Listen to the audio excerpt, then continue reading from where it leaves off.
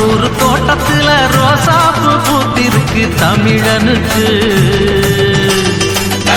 தமிழனுக்கு பச்சை தமிழன் கொஞ்சம் மெதுவாங்க மாவட்டத்துக்கு பெருமை சேர்க்கிறார் பாரதி வருகால் கொச்சி நம்பிராஜா வருகால் கொச்சி நம்பிராஜா துணைச்சாரி